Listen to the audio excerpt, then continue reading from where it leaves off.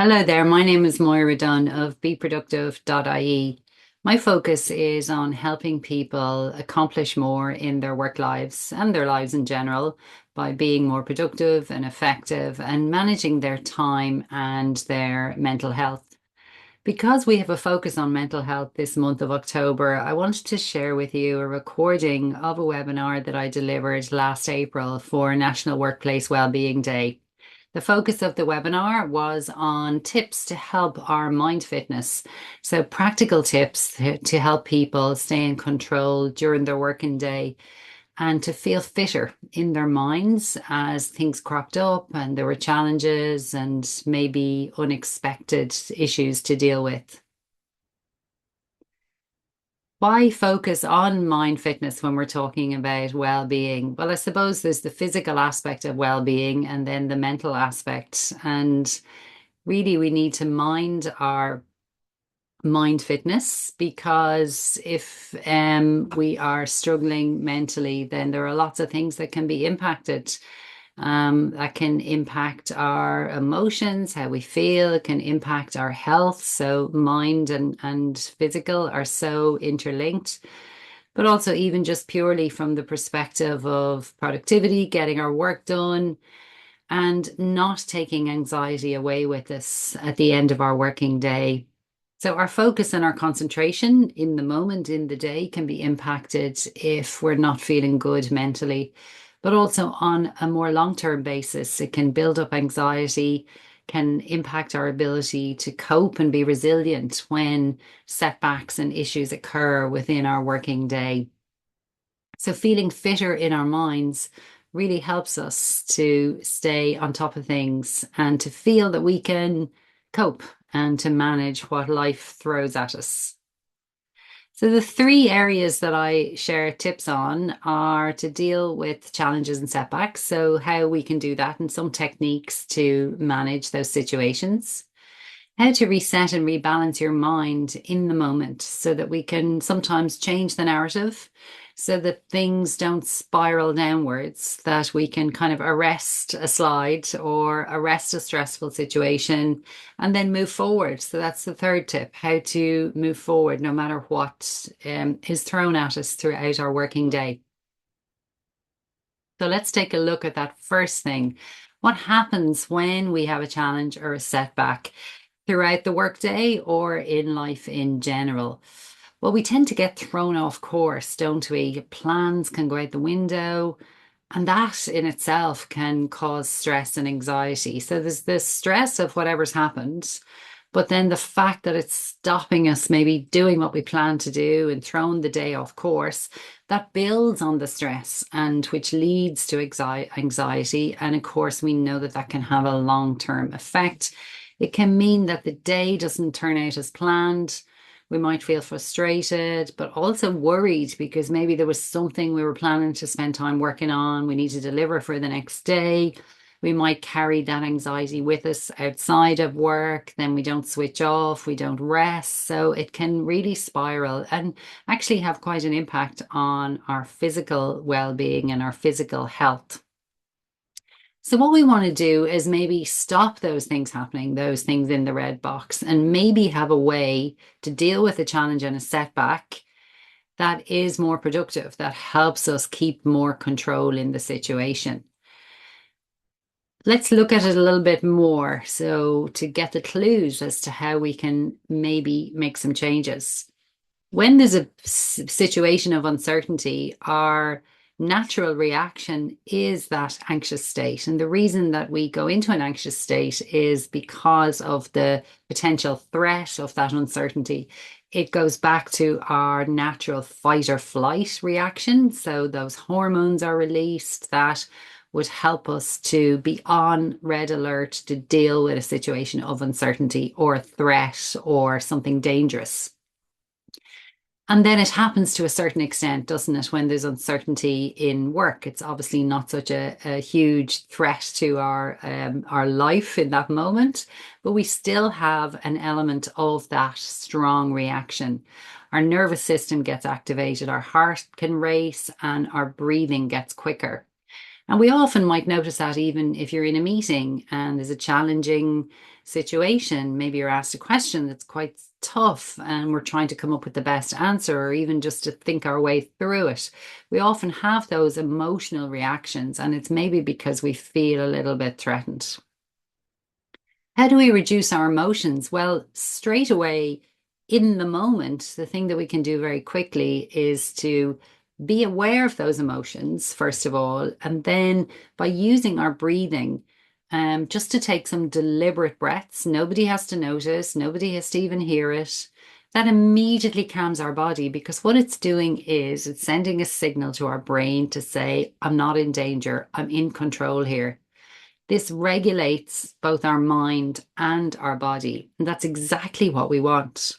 And eventually that does happen anyway, doesn't it? If we're emotional, something crops up, it causes us to be emotion. We do calm down in time. But what we want to do is really understand what's happening here and be able to maybe do it quicker so that less time is lost. And the reason that breathing works is because there's actually a strong relationship between emotion and our ability to think logically. When our emotions are high, our logical thinking tends to be low. And that's because, we're in that fight or flight mode. The emotion clouds our brain and the logical thought process. And then as our emotions calm down, so as our emotions get lower, our logical thinking kicks back in. What we want to do is have some ways to return to calm as quickly as possible so that we don't lose time and that we don't maybe react or, respond to someone fueled by emotion in a way that we might not have done if we were thinking more logically. We also need our logical thinking to think our way out of situations and decide the best course of action.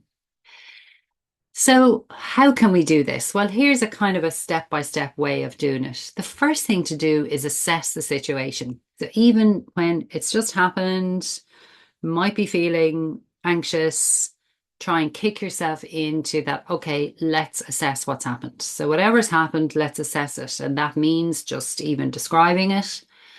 What is the information we have? What do we know? What do we not know? What are we aware of? What's happened? Who do we need to tell, perhaps? One of the things to do is not to dwell on the negative or the emotion or the blame. So don't dwell on, oh, I feel so frustrated. That's so annoying because blah, blah, blah. We of course will do that for a few moments, perhaps, if it's something major has happened. But the thing is not to, lose too much time on it, to focus on progress and to, look at what action can we take. And that action may be alerting someone, notifying someone of a delay, telling somebody something that's happened, contacting someone for help, putting an action in place, gathering the team, whatever that is.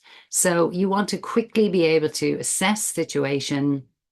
What do we know? What do we not know? And what can we do now to move forward?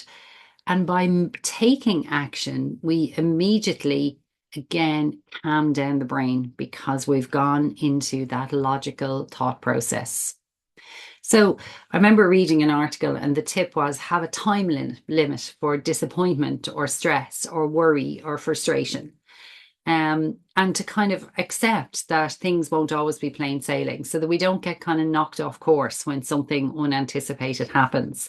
So if something happens to you mid-morning, by the end of the day, you don't want to be going home and talking to your family, say, how did your day go? And say, oh, it was a disaster because this happened. And then the whole day, just went crazy.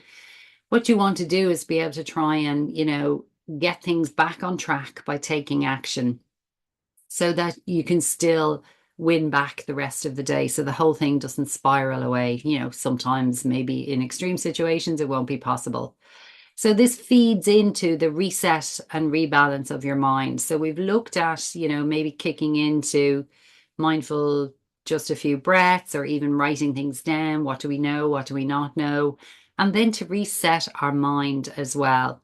So it's really what I was just saying there. When the challenge arrives, I can either let it ruin the rest of my day, or I can learn from it, move forward, and still get something from the day, put the right action in place. So that focus of this is what I know, this is what I can do, this is who I can tell. So you'll see there those three thought processes are kind of positive. It's definite in a moment of uncertainty where there might be loads of things you don't know. You feel you can't really do anything, to try and flip it around and say, well, we know this. We don't know all this, but we do know this. Therefore, we can take this action, and this is who I can tell, or this is who I can ask for help. So, kind of being assertive in focusing on what we can do rather than what we can't do. We are emotional people, and I think that's the important thing to embrace. And like I said, to expect that things will crop up and that we will have to deal with them, so that then maybe our reaction isn't as emotional or as emotional for as long. We are emotional beings. And, so we don't, we try and keep them in check in work, but, we don't want to be robots either. Our emotions are important. And if something is making us feel strongly emotional, then it's giving us a signal that we need to take notice of it, that it is quite serious. I don't know if you've ever read any of Brené Brown's books or listened to her podcasts, but she, this really jumped out at me when I was looking at Atlas of the Heart. She said, when we name an emotion or experience it, it doesn't give that emotion or experience more power. It gives us more power. So by just even noticing and recognizing it and saying, I'm feeling stressed now, that we've already started to take power over that feeling. Whereas if we don't tune into it and just let it cloud our thoughts and our actions, for the next hour or two, then we've given it the power. Because, have you ever had that feeling where you look back and go, oh, I shouldn't have said that? And what happened? Our emotions kind of took over. But by recognizing it, naming it, saying, this is how I feel, we're taking the power from those emotions, because the emotions are important. They tell us we need to respond, need to analyze it, and then need to take a course of action. So let's take that power and let's take the control back when we are emotional. Taking control is so impactful. I read some work by Scott Walker, who was formerly a UN negotiator, kidnap negotiator, so dealt with really stressful situations. And he said that that really intense, strong emotion only lasts about 90 to 120 seconds. And his idea was ride that wave.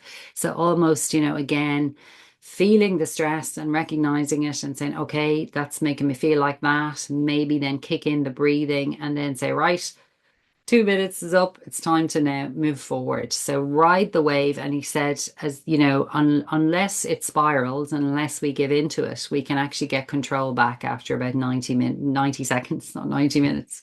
So riding that wave, and he actually has some articles where he calls it a superpower. If you're able to ride the wave of an emotion and kind of come out of it very quickly and move forward, it's a superpower. He used it in kidnap negotiation situations. And if we use it in business, it helps us stay very kind of measured and calm. So we mentioned breathing. That's one of the key techniques to get calm again and get our brain calm and move forward. I've included the 4-7-8. It's just a kind of a box breathing mechanism. It's in for 4, hold for 7, and then out for 8. It's just a deliberate way of breathing that kind of uh, kicks us into a kind of breathing cycle. As I said, nobody even needs to know that you're doing it in your head, but it immediately calms your brain, because the fact that you have to count the 4, the 7, and the 8 takes your mind off whatever the issue is. So that helps you get back to calm. Having a mantra, some people, have a mantra that helps them get back to a calm state of mind and take action. Sometimes I find just writing down, saying, okay, as I said already, this is what we know, this is the information. Writing down even what's happened can help your brain calm down, because the action of writing is a calming action. So any of those three things will help your brain calm down, helps the logical thinking kick back in. When you're resetting and rebalancing your mind, take it moment by moment, take it hour by hour. Every hour is a chance to reset. And that's what I mean about not letting the entire day, spiral out of control. That, if something happens and then think, okay, we'll do this, we'll do that. We have to respond, to drop all the plans, but let's reset in an hour and see, maybe reset the rest of the day then. And you mightn't get the same plan done. You might have to change the plan, but you might still get one or two things done off the plan. So by even just resetting and rebalancing your mind, you can go into a good mind frame to get a productive hour or two that later that day. What do I need to do to take control of the next hour? So staying in the moment.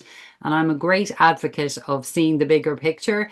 But in a moment like this, you're better off not to think too broadly of, oh, my plan is ruined. I'm not going to get this done. So that's the whole week gone and now I won't get the project delivered. Actually stay in the moment and see in the granular detail, what can we do in the next while, pull things back on track, and then what can happen hour by hour. So that helps to reset and rebalance your mind. I actually have a few reset templates available on our website, beproductive.ie. There's a ton of resources there, but I've just shared a couple of them here on the screen.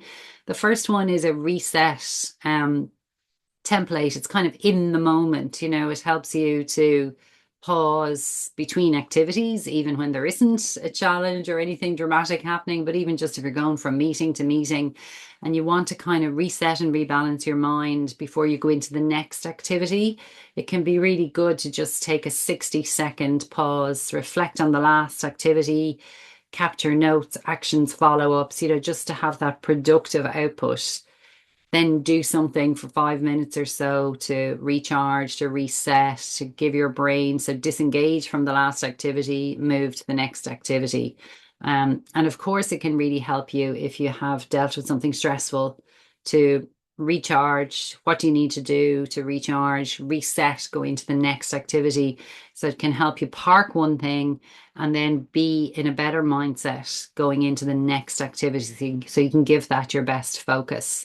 So that's the productivity reset. And then I have a weekly review template, which is kind of similar idea. And that helps you week on week to reflect on your week. So maybe at the end of the week, which is a good time always to reflect and review, maybe plan for the subsequent week, but just reflect like where were we, what worked, what didn't, what did I do this week that worked, what didn't work. Maybe I skipped lunch a few days and it meant that my afternoon went a bit off track because maybe my focus wasn't good. Skipped lunch, didn't eat or whatever, didn't get a break. What distracted me? What can I change? So just that review and reflection can help us learn. Even if the week was a disaster, we can learn from it and feed into next week. So those templates are available at the link. Moving forward in any situation then is the last piece. So how can we do that? As I said, it's really good to try and get to that action point as quickly as we can. Important to consider, what we can control and what we can't control. So what we can't control in a situation, we don't want to dwell on it. So again, that idea of having a time limit for the uncertainty or the frustration or the worry or the anxiety. Because if we stay in that for too long, we're not going to be productive. We're not going to make progress. So we want to, look at what can we control. That idea of assessment, the next steps, who can help, who do you need to tell? And, I've mentioned that already. And then that last idea, trying to present ideas of progress rather than problems. Obviously, you have to share and tell people what's happened. So present, this is a problem. This is what we're thinking we could do to move forward, or I have an idea about this. We could do this, but now, I'm not sure what to do about that. So again, what can we do to control the situation and move it forward and not to dwell too much in the piece we can't control? And yeah, that's another little mantra, curiosity, not furiosity. So be curious, not furious. How are we going to sort this out? That's a really powerful statement. What can we do to resolve this? So, instead of getting stuck in the frustration of something, And it's not to ignore it. Like if something crops up or something happens, because maybe somebody in another team or group didn't do something or update something or notify somebody, there could be some frustration there based on performance or, adherence to processes or whatever it is. There might be something important there that does need to be raised and discussed and fixed. But do that, make a note to do it, make a note, the next meeting we'll raise this, or it could be I'm going to send an email to that person to catch up with them tomorrow to talk about it. That's taking action and it's moving it. How am I going to sort it out? I'm into solutions mode already. I'm not getting stuck in the spiral of frustration around the fact that it didn't happen. So that can be useful. Moving forward in any situation when we're overwhelmed by, there's so much to do that we feel overwhelmed and nothing gets done. So fixing this problem is too big a mountain to climb. Again, it's that spiral into inactivity. So what we want to do is to flip it, take action. You say, okay, well, we can do this one thing or two things, and that moves things forward. So we can use that any day. It doesn't have to be when, a crisis has cropped up, but any day in any situation when maybe our workload is overwhelming. Sometimes happens to me, you sit down at the desk and you're like, so much to do, I don't know what to do. And you can waste time and get nothing done, So what I tend to do is, that idea of pick the top three things. And there might be 10 things I need to do today, but if I can at least get started on three, then I'm making progress and then I'm feeling less overwhelmed. I tend to stick things up on my productivity wall behind me here and they're front and center, stick them up. They're the top three and I'll focus on them first and then, take the next three. And you'll find that by identifying one, two, three things, it's not as overwhelming. And as soon as you start working on the first one, your brain calms down and you're starting to make progress. So if you're stuck with too big a list, reduce that list, pick the highest priority for today. What are the key things we need to do today? At least if I get those done. And if you feel my boss expects me to do 10 things today, at least get the first three done. And then maybe you need to connect in with them and have a discussion and say, this is where I'm at. But you've three things completed to show them. So again, it's progress, it's calm. So that really brings me to the end of the mind fitness tips, mental health tips, you could say. So in summary, do whatever you can to return your brain to calm in a stressful situation. It could be something unexpected has cropped up, or it could be, as we've just discussed, a feeling of work overwhelm. It might be ongoing. What helps me get calm? Is it breathing? Is it a mantra? Is it taking action? Is it writing something down? Trying to think logically. Remember that link between emotion and your logical thinking. You want to get back to calm so you can think logically and make the right decisions to move forward and then take action. So that's really just a quick summary of what I covered in the session.